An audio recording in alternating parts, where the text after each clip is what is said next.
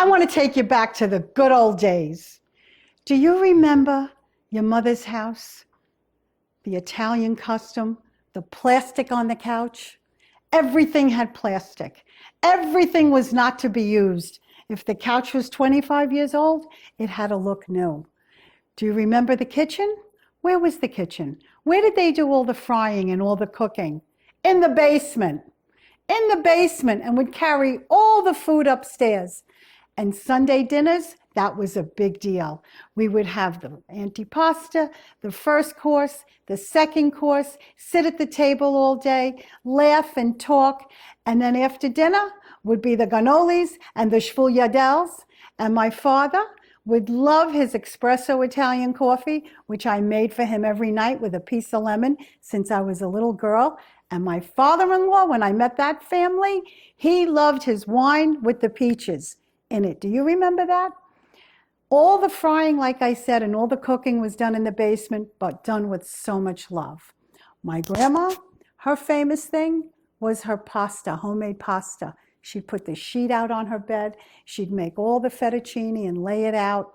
We'd walk into her house on a holiday, and especially like Easter or Christmas, and you could just smell the delicious food. Till today, can you still smell your grandma and your mom's food? I bet you can. And Easter time, that was a special holiday. We would all wear the little toppers. All the cousins, we would share the toppers. We'd pass them around. We always had an Easter hat and a pocketbook and our either white or black patent leather shoes. Do you remember that? The little Mary Janes? Everything means so much. And today it's so different. But years ago, everything was great. We'd go to church every Sunday. We couldn't eat before church because we had to wait because we had to get communion, receive communion, so you couldn't eat before.